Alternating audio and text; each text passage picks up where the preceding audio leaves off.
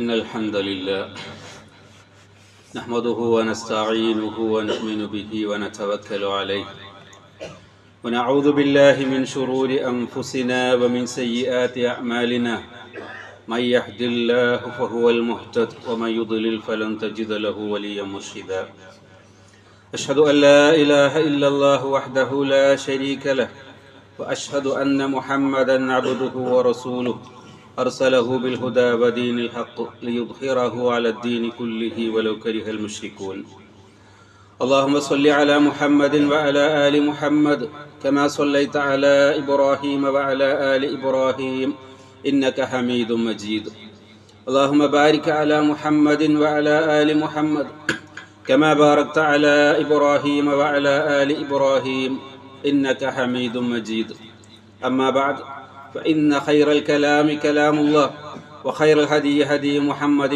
صلى الله عليه وسلم وشر الأمور محدثاتها وكل محدثة بدعة وكل بدعة ضلالة وكل ضلالة في النار أعوذ بالله من الشيطان الرجيم يا أيها الذين آمنوا اتقوا الله حق تقاته ولا تموتن إلا وأنتم مسلمون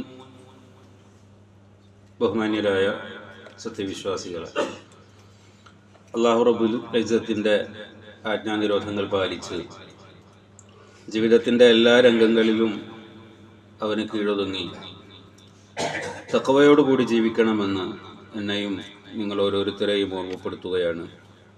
ഉസീക്കും ഇയ്യായ അവ്വലൻ ബിത്തഖ്വല്ലാഹ്. അള്ളാഹുവിൻ്റെ അനുഗ്രഹത്തോടു കൂടി ഈ ഭൂമിയിൽ ജീവിച്ചുകൊണ്ടിരിക്കുന്ന സത്യവിശ്വാസികളായ നമുക്ക് അള്ളാഹു ചില കാര്യങ്ങളെ, ചില സമയങ്ങളെ ഒക്കെ പവിത്രമാക്കി പ്രത്യേക പുണ്യത്തിനു വേണ്ടി നിശ്ചയിച്ചു തന്നിട്ടുണ്ട്. 4 മാസങ്ങൾ പവിത്രമാസങ്ങളാണ് എന്ന് നമുക്കറിയാം. വിശുദ്ധ ഖുർആൻ അത് ഓർമ്മപ്പെടുത്തിയിട്ടുണ്ട്. ഇന്ന ഇദ്ദത്ത ശുഹൂരി ഇൻദല്ലാഹി 12 ശഹ്റൻ ഫീ കിതാബില്ലാഹി യൗമ ഖലഖസ് സമാവാതി വൽ അർദ് മിൻഹാ അർബഅത്തുൻ ഹുറും. ആകാശഭൂമികളെ സൃഷ്ടിച്ച ആദ്യം മുതൽ തന്നെ അള്ളാഹു അവൻ്റെ കിതാബിൽ, അവൻ്റെ രേഖയിൽ മാസങ്ങളെ 12 കണക്കാക്കിയിട്ടുണ്ട്. അതിൽ 4 പവിത്ര മാസങ്ങളാകുന്നു. ഏതാണ് ഈ 4 പവിത്രമാസം എന്ന് ഖുർആൻ പേരെടുത്ത് പറഞ്ഞിട്ടില്ല. പക്ഷേ റസൂലുള്ളാഹി സ്വല്ലല്ലാഹു അലൈഹി വസല്ലം അത് നമുക്ക് വിശദീകരിച്ച് തന്നിട്ടുണ്ട്. അബൂബക്കർ റളിയല്ലാഹു അൻഹു റിപ്പോർട്ട് ചെയ്യുന്ന ഹദീസിൽ, ബുഖാരി ഉദ്ധരിക്കുന്ന ഹദീസിൽ നമുക്കത് കാണാൻ സാധിക്കും. അവിടെ റസൂലുള്ളാഹി സ്വല്ലല്ലാഹു അലൈഹി വസല്ലം പറഞ്ഞത് മിൻഹാ അർബഅത്തുൻ ഹുറും സലാസത്തുൻ മുതവാലിയാത്ത്. അതിൽ 3 തുടർച്ചയായി വരുന്നവയാണ് ദുൽഖഅദ വദുൽ ഹിജ്ജ വൽ മുഹറം. ഈ 3 മാസങ്ങൾ. വറജബ് മുദർ അല്ലദീ ബൈന ജുമാദ വ ശഅബാൻ. 4ാമത്തെ പവിത്ര മാസം ഈ 3 നിന്ന് വേറിട്ട് സഫറിനും ജുമാദ മാസത്തിനും ജുമാദുൽ ആഖിറക്കും ഷഅബാനും ഇടയിൽ വരുന്ന റജബ് ഗോത്രക്കാരുടെ മുദർ മാസമാണ്, മുദർ ഗോത്രക്കാരുടെ റജബ് മാസമാണ് എന്ന് പറഞ്ഞു. റജബ് പവിത്ര മാസമാണ് എന്നതുകൊണ്ട് തന്നെ പഴയ ജാഹിലിയ കാലത്ത് യുദ്ധം നിഷിദ്ധമാക്കപ്പെട്ട മാസങ്ങളെ തങ്ങളുടെ ഇഷ്ടാനുസരണം അങ്ങോട്ടും ഇങ്ങോട്ടും ഒക്കെ മാറ്റി നിശ്ചയിക്കുന്ന ഒരു സമ്പ്രദായം ഉണ്ടായിരുന്നു. എന്നാൽ മുദർ ഗോത്രം അങ്ങനെ ചെയ്യാറുണ്ടായിരുന്നില്ല. അതുകൊണ്ടാണ് അവരുടെ റജബ് എന്ന് പ്രത്യേകമായി എടുത്തു പറഞ്ഞിട്ടുള്ളത്. ഇപ്പോൾ നമ്മളിപ്പോൾ ജീവിക്കുന്നത് റജബ് മാസത്തിലാണ്. റജബ് മാസത്തിന് ആകെയുള്ള പ്രത്യേകത ഈ 4 പവിത്ര മാസങ്ങളിൽ അത് ഉൾപ്പെട്ടിരിക്കുന്നു എന്നതാണ്. എന്താണ് ഈ പവിത്ര മാസങ്ങളുടെ പ്രത്യേകത? ഈ മാസങ്ങളിൽ യുദ്ധം നിഷിദ്ധമാണ്. മുസ്ലിങ്ങൾ ഈ മാസങ്ങളിൽ യുദ്ധം തുടങ്ങാൻ പാടില്ല.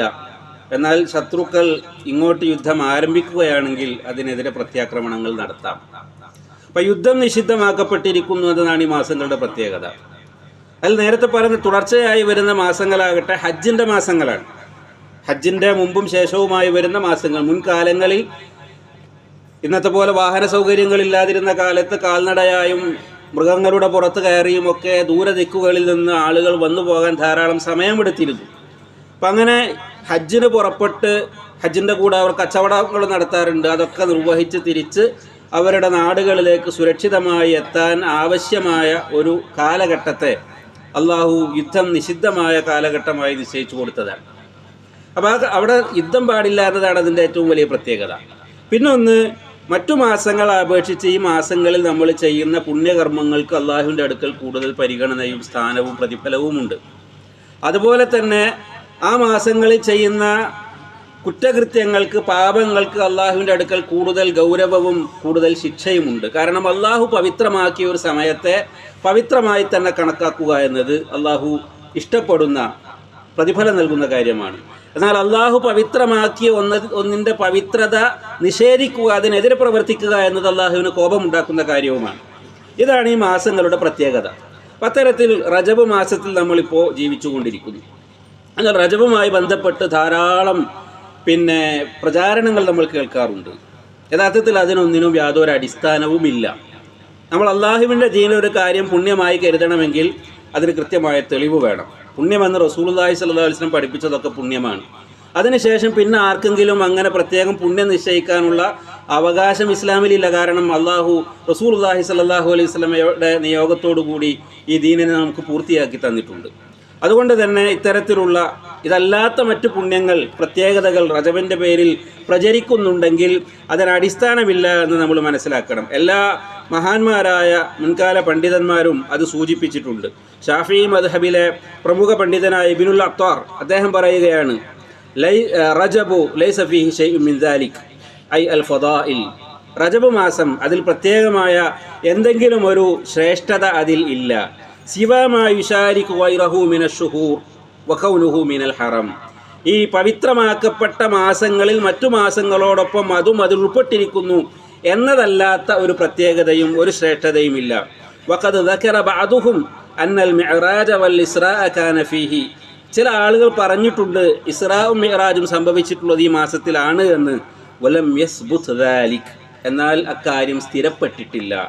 ഇസ്റാ മിഅ്റാജ് സംഭവിച്ചത് ഈ മാസത്തിലാണെന്ന് പറയപ്പെടുന്നുണ്ടെങ്കിലും, അങ്ങനെ ഒരു അഭിപ്രായമുണ്ടെങ്കിലും അത് ശരിയാണ് എന്ന് പ്രസ്താവിക്കാവുന്ന, സ്ഥിരീകരിക്കാവുന്ന തെളിവുകൾ ഒന്നും തന്നെ ഇല്ല. അതിനെക്കുറിച്ച് ധാരാളം അഭിപ്രായങ്ങൾ വന്നിട്ടുണ്ട്. റമദാനിലാണെന്ന അഭിപ്രായമുണ്ട്, മറ്റു പല മാസങ്ങളിലുമാണെന്ന അഭിപ്രായമുണ്ട്.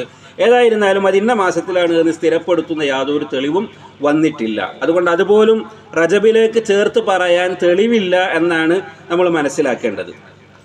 അതോടൊപ്പം തന്നെ നമ്മൾ മനസ്സിലാക്കേണ്ടുന്ന ഒരു കാര്യം, ഈ റജബിൽ ആണ് ഇസ്റാഉം മിഅ്റാജും എന്ന് പറഞ്ഞുകൊണ്ട്, അഭിപ്രായപ്പെട്ടുകൊണ്ട് ആ ദിവസങ്ങളിൽ ചില പ്രത്യേകമായ ആരാധനകൾ, നോമ്പെടുക്കുക, അതുപോലെ തന്നെ റജബിൽ പ്രത്യേകമായി ഉംറ നിർവഹിക്കുക, ഇങ്ങനെയൊക്കെയുള്ള ചില സമ്പ്രദായങ്ങളുണ്ട്. അതും തെളിവില്ലാത്ത കാര്യമാണ്. ഇബ്നു ഹജറുൽ അസ്ഖലാനി റഹിമഹുല്ലാഹ് പറയുന്നു, ലം യരിദ് ഫീ ഫദ്ലി ശഹ്രി റജബ് വലാ ഫീ സിയാമിഹി വലാ ഫീ സിയാമി ശൈഇൻ മിൻഹു മുഅയ്യൻ വലാ ഫീ ഖിയാമി ലൈലത്തിൻ മഹ്സൂസത്തിൻ ഫീഹി ഹദീസുൻ സ്വഹീഹുൻ യസ്ലുഹു ലിൽ ഹുജ്ജ. അദ്ദേഹം പറയുന്നത്, ഈ മാസത്തിൽ പ്രത്യേകമായി നോമ്പെടുക്കാൻ, അല്ലെങ്കിൽ അതിൽ ഏതെങ്കിലും ദിവസങ്ങളിൽ നോമ്പെടുക്കാൻ, അല്ലെങ്കിൽ മാസത്തിൽ ഏതെങ്കിലും പ്രത്യേകമായി രാത്രി നമസ്കാരം നിർവഹിക്കാൻ തെളിവിന് കൊള്ളാവുന്ന സ്വഹീഹായി വന്നിട്ടുള്ള ഒരു ഹദീസും തന്നെ റിപ്പോർട്ട് ചെയ്യപ്പെട്ടിട്ടില്ല. ഇത്തരം കാര്യങ്ങളൊന്നും തെളിവില്ലാത്തതാണ്. പിൽക്കാലത്ത് ഉണ്ടായിത്തീർന്ന ചില സമ്പ്രദായങ്ങളാണ്, അതൊക്കെ ബിദ്അത്തുകളാണ്. അതുകൊണ്ട് അത്തരം കാര്യങ്ങളിൽ നമ്മൾ വിട്ടു നിൽക്കേണ്ടതാണ്. അബൂ ഹുറൈറ റളിയല്ലാഹു അൻഹു റിപ്പോർട്ട് ചെയ്യുന്ന ഒരു ഹദീസിൽ കാണാം, ഒരു ഹദീസുണ്ട്, അബൂ ഹുറൈറ റളിയല്ലാഹുവിൻ്റെ പേരിൽ പ്രചരിച്ചിട്ടുള്ള ഒരു ഹദീസ്, മൗദൂ ആയ ഒരു ഹദീസ്. അതിൽ പറയുന്നത് ഈ റജബ് 27 നോമ്പെടുത്താൽ 60 മാസം നോമ്പെടുത്ത പ്രതിഫലമുണ്ട് എന്ന് പറയുന്ന ഒരു റിപ്പോർട്ടാണ് ആളുകൾ അതിനെ തെളിവായി ഉദ്ധരിക്കാറുള്ളത്. അത് മൗദൂ ആണ്. മൗദൂ എന്ന് പറഞ്ഞാൽ ആരോ കെട്ടിപ്പറഞ്ഞുണ്ടാക്കിയതാണ്. റസൂലിലേക്ക് ഒരു നിലക്കും ചേർത്തു പറയാൻ പറ്റാത്ത, ആ നിലക്കുള്ള സ്ഥിരപ്പെട്ട യാതൊരു പരമ്പരകളും സനതുമില്ലാത്ത ഒരു റിപ്പോർട്ട് മാത്രമാണത്. അതുകൊണ്ട് അതിൻ്റെ അടിസ്ഥാനത്തിൽ എന്ത് ചെയ്യാൻ പറ്റില്ല, നമുക്ക് പ്രത്യേകിച്ച് ഒരു കർമ്മം ഇസ്ലാമിൽ പുണ്യമാണ് എന്ന് വിചാരിച്ചുകൊണ്ട് നിർവഹിക്കുവാൻ യാതൊരു തെളിവുമില്ല എന്ന കാര്യമാണ് നമ്മൾ മനസ്സിലാക്കേണ്ടത്. അപ്പോൾ ഈ റജബ് മാസത്തിൽ ആയിരുന്നാലും അല്ലെങ്കിലും ഇസ്റാ മിഅ്റാജ് എന്ന അതിപ്രധാനമായ 2 സംഭവങ്ങൾ ഇസ്ലാമിക ചരിത്രത്തിൽ ഉണ്ടായിട്ടുണ്ട് എന്ന കാര്യം നമ്മൾ ഒരിക്കലും വിസ്മരിക്കാൻ പാടില്ല. അതേതു മാസത്തിൽ എന്നതിന് പ്രത്യേകിച്ച് പ്രത്യേകതകളൊന്നുമില്ല. കാരണം അതുമായി ബന്ധപ്പെട്ട് നമുക്ക് പ്രത്യേകിച്ച് എന്തെങ്കിലും ചെയ്യാനില്ല, പ്രത്യേകിച്ച് അനുഷ്ഠാനങ്ങളൊന്നുമില്ല. പക്ഷേ ഇസ്രാ മിഅ്റാജ് എന്ന അത്ഭുതകരമായ 2 സംഭവങ്ങൾ അത് അള്ളാഹു സംഭവിപ്പിക്കുകയും അത് ഖുർആനിൽ എടുത്തു പറയുകയും അതിനെ അള്ളാഹു ചെയ്ത വലിയ ഒരു അനുഗ്രഹമായി പറയുകയും അതിൻ്റെ പേരിൽ അള്ളാഹുവിനെ തന്നെ തസ്ബീഹ് ചെയ്യുകയും ചെയ്യുന്നത് നമുക്ക് കാണാൻ സാധിക്കും. അപ്പോൾ ആ ഇസ്രാ മിഅ്റാജ് എന്ന സംഭവങ്ങളിൽ നിന്ന് അതിൽ നിന്ന് നമ്മൾ ഉൾക്കൊള്ളേണ്ടുന്ന പാഠങ്ങൾ നമ്മൾ മനസ്സിലാക്കേണ്ടതുണ്ട്. എന്താണ് ഇസ്രാ മിഅ്റാജും? സൂറത്ത് ഇസ്രായിൻ്റെ തുടക്കത്തിൽ ആയത്തിൽ തന്നെ നമുക്ക് കാണാൻ സാധിക്കും. ആ സൂറത്ത് ആരംഭിക്കുന്നത് തന്നെ സുബ്ഹാനല്ലദീ അസ്റാ ബിഅബ്ദിഹി ലൈലൻ മിനൽ മസ്ജിദിൽ ഹറാം ഇലൽ മസ്ജിദിൽ അഖ്സാ അല്ലദീ ബാറക്നാ ഹൗലഹു ലിനുരിയഹു മിൻ ആയാതിനാ ഇന്നഹു ഹുവസ് സമീഉൽ ബസീർ. അല്ലാഹു പരിശുദ്ധനായിരിക്കുന്നു. എങ്ങനെയുള്ള അല്ലാഹു? അല്ലദീ അസ്റാ ബിഅബ്ദിഹി, തൻ്റെ ദാസനെ, അതായത് മുഹമ്മദ് മുസ്തഫ സല്ലല്ലാഹു അലൈഹി വസല്ലമയെ രാത്രി യാത്ര ചെയ്യിച്ചവനായ അല്ലാഹു. അസ്റ എന്ന് പറഞ്ഞാൽ രാത്രി യാത്ര ചെയ്തു എന്നാണ്. അങ്ങനെ നബി സല്ലല്ലാഹു അലൈഹി വസല്ലമയെ രാത്രി യാത്ര ചെയ്യിച്ചു. ലൈലൻ, ഒരു രാത്രിയിൽ, മിനൽ മസ്ജിദിൽ ഹറാമി ഇലൽ മസ്ജിദിൽ അഖ്സ, മക്കയിലുള്ള മസ്ജിദുൽ ഹറാമിൽ നിന്ന് ഫിലസ്തീനിലുള്ള മസ്ജിദുൽ അഖ്സയിലേക്ക് ഒരു രാത്രിയുടെ സമയം കൊണ്ട് ആ രാത്രിയുടെ ഉള്ളിൽ നബി സല്ലല്ലാഹു അലൈഹി വസല്ലമയെ യാത്ര ചെയ്യിച്ചു. അന്നത്തെ കാലത്ത് മക്കയിൽ നിന്ന് മസ്ജിദുൽ അഖ്സയിൽ പോയി വരണമെങ്കിൽ 1 മാസം എടുക്കും. 1 മാസത്തെ വഴിദൂരമുള്ള യാത്ര, അങ്ങോട്ടും ഇങ്ങോട്ടും ഒരേ രാത്രിയിൽ നബി സല്ലല്ലാഹു അലൈഹി വസല്ലമയെ അള്ളാഹു യാത്ര ചെയ്യിച്ചു. അങ്ങനെ നബി സല്ലല്ലാഹു അലൈഹി വസല്ലമയെ രാപ്രയാണം ചെയ്യിച്ചവനായ അള്ളാഹു പരിശുദ്ധനായിരിക്കുന്നു എന്നാണ് ഈ ആയത്തിൽ പറയുന്നത്. ചില ആളുകൾ, ആധുനികരെന്ന് സ്വയം നടിക്കുന്ന ചില ആളുകൾ, അത്ഭുതകരമായ സംഭവങ്ങളെയൊക്കെ ഉൾക്കൊള്ളാൻ തങ്ങളുടെ ബുദ്ധിക്ക് ഉൾക്കൊള്ളാൻ പ്രയാസമുള്ള ചില ആളുകൾ മറ്റെല്ലാ അത്ഭുത സംഭവങ്ങളെയും പ്രവാചകന്മാരുടെ മുഅ്ജിസത്തുകളെയൊക്കെ നിഷേധിക്കാറുള്ള ചില ആളുകൾ ഇതിനെയും നിഷേധിക്കുന്നുണ്ട്. അവർ പറയുന്നത് ഇതൊരു സ്വപ്നമായിരുന്നു എന്ന്. ഒരു സ്വപ്നമായിരുന്നുവെങ്കിൽ അള്ളാഹു അത് ഇത്ര വലിയ ഒരു കാര്യമായി, അള്ളാഹുവിങ്കൽ നിന്നുള്ള ഒരു ദൃഷ്ടാന്തമായി എടുത്തു പറയേണ്ടതുണ്ടായിരുന്നില്ല എന്ന് മാത്രമല്ല, അതിൻ്റെ ലക്ഷ്യം എന്തായിരുന്നു എന്നും അള്ളാഹു പറയുന്നു. അഖ്സയെക്കുറിച്ച് അവിടെ പറയുന്നത് ബാറക്നാ ഹൗലഹു, അതിൻ്റെ ചുറ്റുപാടും നാം അനുഗ്രഹിച്ചിട്ടുള്ള ഒരു ഭൂപ്രദേശമാണത്. മസ്ജിദുൽ അഖ്സ ഒരുപാട് പ്രവാചകന്മാരുടെ സാന്നിധ്യം ഉണ്ടായിട്ടുള്ള ഒരു പ്രദേശമാണ്. മസ്ജിദുൽ അഖ്സയും അതിൻ്റെ ചുറ്റുപാടുകളുമൊക്കെ ബനൂ ഇസ്രായേൽ സമുദായത്തിൽ വന്നിട്ടുള്ള ഒരുപാട് പ്രവാചകന്മാർ അവിടെയാണ് ജീവിച്ചത്, അവിടെയാണ് പ്രബോധനം നടത്തിയത്, അതിൻ്റെ ചുറ്റുവട്ടങ്ങളിലാണ് അവർ അവരുടെ ദാവത്ത് നിർവഹിച്ചു കൊണ്ടിരുന്നത്. അള്ളാഹു പ്രത്യേകമായി അനുഗ്രഹിച്ചിട്ടുള്ള ഒരു പ്രദേശമാണ്. ഇന്നും അതിൻ്റെ പവിത്രത അള്ളാഹു കാത്തു സൂക്ഷിച്ചു കൊണ്ടിരിക്കുന്നു. ശത്രുക്കളുടെ ചില കയ്യേറ്റങ്ങളും ചില കടന്നാക്രമണങ്ങളും ഒക്കെ ഉണ്ടെങ്കിലും അള്ളാഹു അതിൻ്റെ പവിത്രത ഖിയാമത്ത് നാൾ വരെ നിലനിർത്തുകയും അവസാനം അത് മുസ്ലിങ്ങളുടെ കൈകൾക്ക് അവിടെ വിജയം സ്ഥാപിക്കുകയും ചെയ്യും. ഈസാ നബി അലൈഹി ഇസ്ലാമിൻ്റെ വരവോടുകൂടി, അതിനു മുമ്പ് ഇമാം മഹദിയുടെ വരവോടുകൂടി, പിന്നെ ഈസാ നബി അലൈഹി ഇസ്ലാമിൻ്റെ വരവോടുകൂടി അത് മുസ്ലിങ്ങളുടെ നിയന്ത്രണത്തിലാകും എന്ന കാര്യമൊക്കെ ഹദീസുകളിൽ വളരെ കൃത്യമായി വന്നിട്ടുള്ളതാണ്. അപ്പോൾ ആ മസ്ജിദുൽ അഖ്സയെ കുറിച്ചാണ് ഇവിടെ പറയുന്നത്. എന്തിനാണ് നബിയെ അങ്ങനെ കൊണ്ടുപോയത്? ലിനുരിയഹു മിൻ ആയാതിനാ, നമ്മുടെ ചില ദൃഷ്ടാന്തങ്ങൾ അദ്ദേഹത്തെ കാണിക്കുന്നതിന് വേണ്ടി. വെറുമൊരു സ്വപ്നമായിരുന്നെങ്കിൽ അങ്ങനെ പറയേണ്ടുന്ന കാര്യമില്ല. പ്രത്യേകിച്ചും അള്ളാഹു ഒരു കാര്യം ഖുർആനിൽ നേർക്കുനേരെ പ്രസ്താവിച്ചു കഴിഞ്ഞാൽ പിന്നെ തൻ്റെ ബുദ്ധി കൊണ്ട് അതിനെ വ്യാഖ്യാനിച്ച് മറ്റു വിശദീകരണങ്ങൾ കൊണ്ടുവരിക എന്നത് സത്യവിശ്വാസികളായ ആളുകൾക്ക് പാടുള്ള ഒരു കാര്യവുമല്ല. ഇവിടെ അള്ളാഹു പറഞ്ഞത്, കൃത്യമായി പറഞ്ഞത് രാപ്രയാണം ചെയ്യിച്ചു എന്ന് തന്നെയാണ്. അതിന് വ്യക്തമായൊരു ഉദ്ദേശമുണ്ടായിരുന്നു. അള്ളാഹുവിൻ്റെ മഹത്തായ ചില ദൃഷ്ടാന്തങ്ങൾ അദ്ദേഹത്തെ കാണിക്കുന്നതിന് വേണ്ടിയായിരുന്നു. ഇന്നഹു ഹുവസ് സമീഉൽ ബസീർ, നിശ്ചയമായും അള്ളാഹു എല്ലാം കാണുന്നവനും എല്ലാം കേൾക്കുന്നവനുമാകുന്നു. ഈ യാത്ര ഇത് മസ്ജിദുൽ അഖ്സയിൽ പോയി തിരിച്ചു വന്നു എന്നത് മാത്രമല്ല ഉണ്ടായിട്ടുള്ളത്, മറിച്ച് മസ്ജിദുൽ അഖ്സ വരെ ജിബ്രീൽ അലൈഹിസ്സലാം കൊണ്ടുവന്ന ബുറാഖ് എന്നൊരു വാഹനപ്പുറത്താണ് നബി സല്ലല്ലാഹു അലൈഹി വസല്ലം യാത്ര ചെയ്തത്. ബുറാഖിൻ്റെ രൂപം എന്താണ് നമുക്കറിയില്ല. അതൊരു വാഹന മൃഗത്തിൻ്റെ രൂപത്തിലുള്ളതാണ്. ഇപ്പോൾ നമുക്ക് ചില ചിത്രങ്ങൾ കാണാൻ സാധിക്കും. 2 ചിറകുള്ള മനുഷ്യൻ്റെ തലയുള്ള ഒരു കുതിരയുടെ രൂപം. അത് ഖുർആനിലോ ഹദീസിലോ അങ്ങനെ ഒരു വിവരണവും വന്നിട്ടില്ല. മറിച്ച് അത് ഒരു വാഹനമൃഗമായിരുന്നു എന്ന് മാത്രമാണ് നമുക്ക് മനസ്സിലാക്കാൻ സാധിക്കുക. അതിൻ്റെ വേഗതയെക്കുറിച്ച് ഹദീസുകളിൽ വന്നിട്ടുണ്ട്. അതിൻ്റെ കണ്ണെത്തുന്നിടത്ത് അതിൻ്റെ കാലെത്തുമായിരുന്നു എന്നാണ്. അപ്പോൾ കണ്ണെത്തുന്ന ദൂരത്തേക്ക് ഒരു കാലടി വെച്ച് സഞ്ചരിക്കാൻ സാധിക്കുന്ന വിധം അതിവേഗതയുള്ള ഒരു വാഹനമായിരുന്നു ബുറാഖ്. ആ ബുറാഖിൽ കയറിക്കൊണ്ടാണ് ആ രാത്രിയുടെ അല്പസമയം കൊണ്ട് മസ്ജിദുൽ അഖ്സയിൽ എത്തിച്ചേർന്നത്. അവിടെ അതിനെ ബന്ധിക്കുന്നു. എന്നിട്ട് അവിടെ നിന്ന് മിഅ്റാജ് എന്ന ആകാശയാത്ര ഉണ്ടാകുന്നു. 7 ആകാശങ്ങൾക്ക് മുകളിലേക്ക് റസൂലുള്ളാഹി സ്വല്ലല്ലാഹു അലൈഹി വസല്ലമിനെ അള്ളാഹു കൊണ്ടുപോവുകയും അതെങ്ങനെയാണ് നമുക്കറിഞ്ഞുകൂടാ. നമുക്കറിയാത്തതൊക്കെ അസംഭവ്യമാണ് എന്നല്ല, നമ്മുടെ അറിവ് വളരെ പരിമിതമാണ്. മിഅ്റാജ് കൊണ്ടുവരപ്പെട്ടു എന്ന് പറഞ്ഞാൽ കയറിപ്പോകാനുള്ള എന്തോ ഒരു ഉപാധി കൊണ്ടുവരപ്പെട്ടു എന്ന ഹദീസ് നമുക്ക് മനസ്സിലാക്കാൻ സാധിക്കും. അത് വാഹനമല്ല. വാഹനമില്ലാതെ 7 ആകാശങ്ങളിലേക്ക് ഓരോ ആകാശ കവാടങ്ങളും കടന്ന് അവിടെ ഓരോ പ്രവാചകന്മാരെ കണ്ടുമുട്ടി അവരോട് സലാം പറഞ്ഞ് അവരുടെ പ്രാർത്ഥനകൾ ഏറ്റുവാങ്ങി അങ്ങനെ റസൂലുള്ളാഹി സ്വല്ലല്ലാഹു അലൈഹി വസല്ലം 7ാമത്തെ ആകാശത്തിൻ്റെ മുകളിൽ വരെ എത്തുകയും അങ്ങനെ സിദ്റത്തുൽ മുൻതഹ എന്ന സൂറത്തുൽ നജ്മിൽ പറഞ്ഞ സ്വർഗത്തിൻ്റെ അരികിലുള്ള ആകാശത്തുള്ള 7 ആകാശങ്ങൾക്ക് മുകളിലുള്ള ഒരു ഇലന്തമരത്തിൻ്റെ അടുക്കൽ, ഇലന്തമരം എന്ന് പറയുമ്പോൾ നമ്മുടെ ഇവിടെ കാണുന്ന ഇലന്തമരം എന്ന് വിചാരിക്കേണ്ടതില്ല, അതിൻ്റെ പേരെങ്ങനെയാണെന്ന് നമുക്ക് മനസ്സിലാക്കാൻ സാധിക്കുന്നുള്ളൂ. മറിച്ച് അത് അവിടെ അള്ളാഹു എപ്രകാരമാണോ സൃഷ്ടിച്ചത് അതിൻ്റെ ചില വിശദീകരണങ്ങൾ ഹദീസിൽ വന്നിട്ടുണ്ട്. അതിൻ്റെ വർണ്ണാഭമായ കാഴ്ചകളെക്കുറിച്ച് ഒക്കെ ഹദീസിൽ വന്നിട്ടുണ്ട്. ഏതായിരുന്നാലും അതുവരെ ജിബ്രീൽ അലൈഹിസ്സലാം കൂടെ ചെല്ലുകയും പിന്നീട് അവിടുന്ന് അങ്ങോട്ടുള്ള യാത്രയിൽ ജിബ്രീൽ അലൈഹിസ്സലാം മാറി നിന്നുകൊണ്ട് അവിടേക്ക് ജിബ്രീലിന് അനുവാദമില്ല, മറിച്ച് അള്ളാഹുവിൻ്റെ റസൂലിന് ഒറ്റക്ക് കടന്നു പോകുവാനുള്ള അനുവാദമാണ് ഉള്ളത്. അങ്ങനെ അവിടെ വെച്ച് കലമിൻ്റെ അള്ളാഹുവിൻ്റെ ഉത്തരവുകൾ എഴുതി രേഖപ്പെടുത്തുന്ന പേനയുടെ ശബ്ദം റസൂലുള്ളാഹി സ്വല്ലല്ലാഹു അലൈഹി വസല്ലം കേട്ടുവെന്ന ഹദീസിൽ കാണാൻ സാധിക്കും. അള്ളാഹുവുമായി ഒരു സംഭാഷണം നടത്തുന്നു. അള്ളാഹുവെ നേർക്കുനേരെ കണ്ടിട്ടില്ല.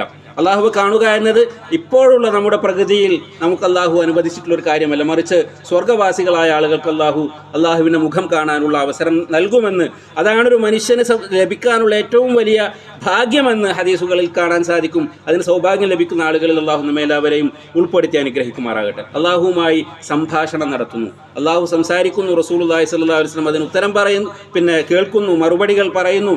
അങ്ങനെ അവിടെ വെച്ചാണ് നമസ്കാരം എന്ന അതിമഹത്തായ ഇബാദത്ത് അള്ളാഹു ഈ സമുദായത്തിന് നിർബന്ധമായി ഏൽപ്പിച്ചത്.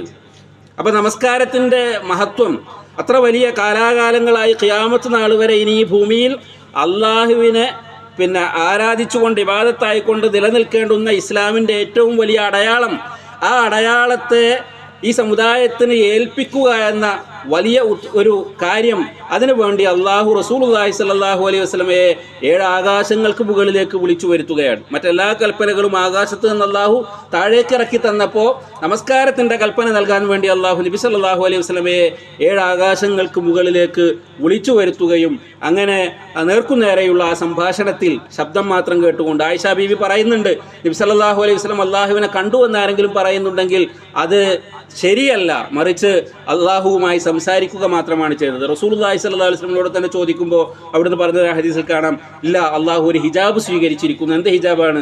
വെളിച്ചത്തിൻ്റെ, നൂറിൻ്റെ ഒരു ഹിജാബ്. അതുകൊണ്ട് അള്ളാഹുവെ കാണാൻ സാധിക്കുകയില്ല, അള്ളാഹു അങ്ങനെ സ്വയം വെളിപ്പെടുത്തിയിട്ടില്ല എന്ന് ഹദീസിൽ നമുക്ക് കാണാൻ സാധിക്കും. അപ്പോൾ ഈ കാര്യങ്ങളിലൊക്കെ നമുക്ക് മനസ്സിലാക്കാനുള്ള ഒരുപാട് പാഠങ്ങളുണ്ട്. ഒന്ന്, ഇവിടെയുള്ള പ്രപഞ്ചത്തിൻ്റെ വ്യവസ്ഥകൾ അതൊക്കെ അള്ളാഹു നിശ്ചയിച്ചതാണ്.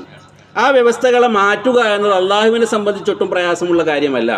അതുകൊണ്ടാണ് 1 മാസത്തെ വഴിദൂരം സഞ്ചരിക്കേണ്ടുന്ന ഒരു സ്ഥലത്തേക്ക് ഒരു രാത്രിയുടെ അല്പസമയം കൊണ്ട് കൊണ്ടുപോയി തിരിച്ചു വരണമെന്ന് അള്ളാഹു തീരുമാനിച്ചപ്പോൾ അത് നടപ്പായി. ഇബ്രാഹിം നബി അലൈഹി ഇസ്ലാമിനെ ആ അഗ്നികുണ്ഡത്തിൽ എറിഞ്ഞപ്പോൾ അഗ്നിക്ക് ആ മനുഷ്യരെ കരിച്ചു കളയാനുള്ള കഴിവ് നൽകിയിട്ടുള്ളത് അള്ളാഹുവാണ്. എന്നാൽ ഇബ്രാഹിം നബിയുടെ കാര്യത്തിൽ തണുപ്പാകണമെന്ന് അള്ളാഹു കൽപ്പിച്ചപ്പോൾ അത് തണുപ്പായി മാറുകയാണ്. അപ്പോൾ അള്ളാഹു വെച്ച വ്യവസ്ഥകൾ അള്ളാഹുവിന് മാറ്റം വരുത്താൻ സാധിക്കും, മറ്റാർക്കും അതിൽ ഒരു മാറ്റവും വരുത്താൻ സാധിക്കുകയില്ല. അപ്പം അതുപോലെ തന്നെയാണ് 7 ആകാശങ്ങൾക്ക് മുകളിലേക്ക് ഒരു മനുഷ്യൻ എങ്ങനെയാണ് കയറിപ്പോവുക? അള്ളാഹു അങ്ങനെ തീരുമാനിച്ചാൽ അങ്ങനെ സംഭവിക്കും. നമ്മുടെ റൂഹുകളെ അങ്ങനെ അള്ളാഹു ഉയർത്തുന്നതിനെ കുറിച്ച് ഹദീസിൽ കാണാൻ സാധിക്കും. മലക്കുകൾ ആകാശത്തു നിന്ന് ഇറങ്ങി വരുന്നതും കയറിപ്പോകുന്നതുമായ കാര്യങ്ങൾ ഖുർആൻ വിവരിക്കുന്നത് കാണാൻ സാധിക്കും. അപ്പോൾ അള്ളാഹു ഓരോരുത്തർക്കും ഓരോ വ്യവസ്ഥ വെച്ചിരിക്കുന്നു. അതിൽ അള്ളാഹു ഉദ്ദേശിക്കുമ്പോൾ ചില മാറ്റങ്ങൾ വരുത്തുന്നു. അങ്ങനെ എന്ത് സംഭവിപ്പിക്കുവാനും കഴിവുള്ളവനാണ് വല്ലാഹു അലാ കുല്ലി ഷൈഇൻ ഖദീർ. അതിതിലെ നമ്മൾ ഒന്നാമതായി മനസ്സിലാക്കേണ്ടുന്ന ഒരു പാഠമാണ്. രണ്ടാമത്, അള്ളാഹുവെ ആകാശഭൂമികളിലുള്ളതെല്ലാം തസ്ബീഹ് ചെയ്തുകൊണ്ടിരിക്കുന്നുണ്ട്. അതുപോലെ അള്ളാഹു ചെയ്ത മഹത്തായ ചില കാര്യങ്ങൾ, ദൃഷ്ടാന്തങ്ങൾ എടുത്തു പറഞ്ഞുകൊണ്ട് അള്ളാഹു സ്വയം അള്ളാഹുവിനെ തസ്ബീഹ് ചെയ്യും. തസ്ബീഹ് ചെയ്യുക എന്ന് പറഞ്ഞാൽ എല്ലാ ന്യൂനതകളിൽ നിന്നും കുറവുകളിൽ നിന്നും അള്ളാഹു പരിശുദ്ധനാണ് എന്ന് പ്രഖ്യാപിക്കലാണ്. അതുകൊണ്ട് തന്നെ നമ്മൾ അള്ളാഹുവിനെ തസ്ബീഹ് ചെയ്തുകൊണ്ടിരിക്കേണ്ടത് ഉണ്ട്. അങ്ങനെ തസ്ബീഹ് ചെയ്യാൻ അള്ളാഹു നമ്മളോട് പല സ്ഥലങ്ങളിൽ ഖുർആനിൽ കൽപ്പിച്ചിട്ടുമുണ്ട്. സബ്ബിഹിസ്മ റബ്ബിക്കൽ ആല, സബ്ബിഹിസ്മ റബ്ബിക്കൽ അളീം, സബ്ബിഹൂഹു ബുക്രതൻ വഅസീല എന്നിങ്ങനെ രാപ്പകലുകൾ വ്യത്യാസമില്ലാതെ രാവിലെയും വൈകുന്നേരവും ഒക്കെ അള്ളാഹുവിനെ പ്രകീർത്തിക്കാൻ, തസ്ബീഹ് ചെയ്യാൻ വേണ്ടി അള്ളാഹു നമ്മളോട് പറയുന്നുണ്ട്. അതുപോലെ തന്നെ നമസ്കാരത്തിൻ്റെ മഹത്വം അത് നമ്മൾ മനസ്സിലാക്കണം. ഇത്ര വലിയ പ്രത്യേകമായ ഒരു സംവിധാനം ഏർപ്പെടുത്തിക്കൊണ്ടാണ് അള്ളാഹു നമുക്ക് നമസ്കാരം ഏൽപ്പിച്ചിട്ടുള്ളതെങ്കിൽ ആ നമസ്കാരത്തിൽ യാതൊരു നിലക്കുള്ള വീഴ്ചയും വരുത്താതിരിക്കാൻ നമ്മൾ പരമാവധി ശ്രദ്ധിക്കേണ്ടതുണ്ട് എന്ന കാര്യം കൂടി, അതിൻ്റെ ഗൗരവം നമ്മൾ മനസ്സിലാക്കേണ്ടതുണ്ട് എന്നതും ഇതിൽ നിന്ന് നമുക്കുള്ളൊരു പാഠമാണ്. ഇങ്ങനെ ഈ അള്ളാഹു ഖുർആനിൽ പറഞ്ഞിട്ടുള്ള, അള്ളാഹുവിൻ്റെ റസൂൽ നമുക്ക് വിശദീകരിച്ച് തന്നിട്ടുള്ള കാര്യങ്ങളിൽ ഒതുങ്ങി നിന്നുകൊണ്ട് നമ്മുടെ ദീനിനെക്കുറിച്ചുള്ള കാഴ്ചപ്പാടുകൾ രൂപപ്പെടുത്താനും അതിനനുസരിച്ച് പെരുമാറാനും അള്ളാഹു നമ്മെ എല്ലാവരെയും അനുഗ്രഹിക്കുമാറാകട്ടെ.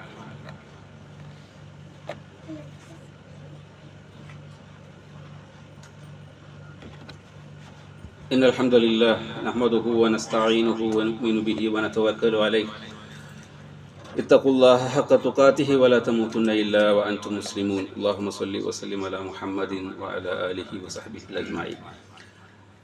പ്രിയമുള്ള സഹോദരന്മാരെ, ഈ കാര്യവുമായി സംഭവവുമായി ബന്ധപ്പെട്ട് നമുക്കുള്ള വലിയ ഒരു പാഠം കൂടിയുണ്ട്. അതായത് സത്യവിശ്വാസികളെ സംബന്ധിച്ചിടത്തോളം അള്ളാഹുവും റസൂലും പറയുന്ന കാര്യങ്ങൾ ചോദ്യം ചെയ്യാതെ, സംശയങ്ങൾ ഉന്നയിക്കാതെ വിശ്വസിക്കുക എന്നത് നമ്മുടെ ഈമാനിൻ്റെ ഭാഗമാണ്. ഈ സംഭവം ഉണ്ടായപ്പോൾ നബി സല്ലല്ലാഹു അലൈഹി വസല്ലം പിറ്റേന്ന് പുലർച്ചെ ആളുകളോട് ഇന്നലെ രാത്രി ഇങ്ങനെ ഞാൻ മസ്ജിദുൽ അഖ്സയിൽ പോയി വന്നു എന്ന് പറയുമ്പോൾ സ്വാഭാവികമായും അമുസ്ലിങ്ങൾ, അവിശ്വാസികളായ ആളുകളെ സംബന്ധിച്ചിടത്തോളം അതൊരു പരിഹാസത്തിനുള്ള കാരണമായി മാറി. അങ്ങനെ അവർ നബിയെ പല നിലക്ക് ചോദ്യം ചെയ്തു. നബി അവിടെ കണ്ട കാര്യങ്ങളൊക്കെ അവർക്ക് വിശദീകരിച്ചു കൊടുക്കുകയൊക്കെ ചെയ്യുന്നു.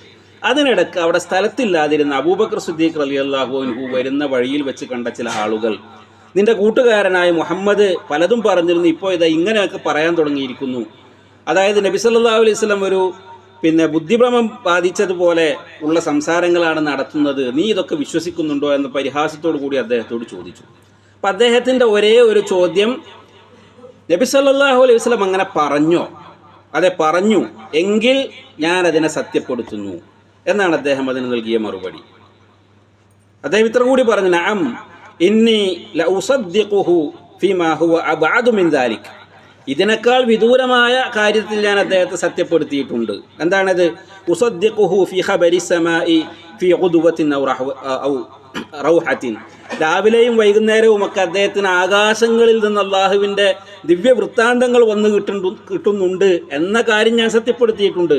അതുകൊണ്ട് ഇങ്ങനെ ഒരു സംഭവം ഉണ്ടായി എന്ന് നബി സല്ലല്ലാഹു അലൈഹി വസല്ലം പറഞ്ഞിട്ടുണ്ടെങ്കിൽ അത് സത്യമാണ്, ഞാൻ അതിനെ സത്യപ്പെടുത്തിയിരിക്കുന്നു എന്ന് അദ്ദേഹം പറഞ്ഞു. അതിൻ്റെ പേരിലാണ് ഫലിദാലിക സുമ്മിയ അബൂബക്കർ അസ്-സിദ്ദീഖ്. സിദ്ദീഖ്, സത്യവാൻ, സത്യപ്പെടുത്തുന്നവൻ എന്ന സ്ഥാനപ്പേര് അബൂബക്കർ സിദ്ദീഖ് റളിയല്ലാഹു അൻഹു കിട്ടിയത് ഈ സംഭവവുമായി ബന്ധപ്പെട്ടാണ് എന്നും നമുക്ക് ചരിത്രത്തിൽ കാണാൻ സാധിക്കും. അപ്പോൾ ചോദ്യം ചെയ്യാതെ ഒരു സംഗതി നബി പറഞ്ഞിട്ടുണ്ടെങ്കിൽ, അല്ലെങ്കിൽ ഖുർആനിലൊരു കാര്യം വന്നിട്ടുണ്ടെങ്കിൽ, പ്രമാണങ്ങളിലുണ്ടെങ്കിൽ, പിന്നെ നമ്മുടെ ബുദ്ധിക്കും യുക്തിക്കും നമ്മുടെ അഭിപ്രായത്തിനും നമ്മുടെ തോന്നലിനും അവിടെ യാതൊരുവിധ പ്രസക്തിയുമില്ല. മറിച്ച് അത് കൃത്യമായി അംഗീകരിക്കുക, വിശ്വസിക്കുക എന്നതാണ് സത്യവിശ്വാസികളായ നമുക്കുണ്ടാകേണ്ടുന്ന സമീപനം. ഈ നിലക്ക് ദീനിൻ്റെ നിയമങ്ങളെ ഉൾക്കൊള്ളാൻ നമുക്ക് സാധിക്കേണ്ടതുണ്ട്.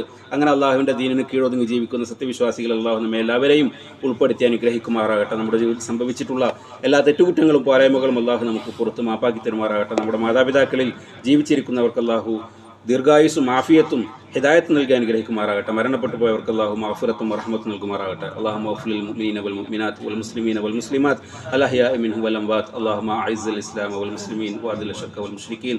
അല്ലാഹുമ്മ അൻസുർനാ അലൽ ഖൗമിൽ കാഫിരീന വൽ ളാലിമീൻ. അല്ലാഹുമ്മ ഗ്ഫിർ ലനാ വലി ഇഖ്വാനിന അല്ലദീന സബഖൂന ഫിൽ ഈമാൻ വലാ തജ്അൽ ഫീ ഖുലൂബിനാ ഗില്ലൻ ലിൽ ലദീന ആമനൂ റബ്ബനാ ഇന്നക റഊഫുർ റഹീം.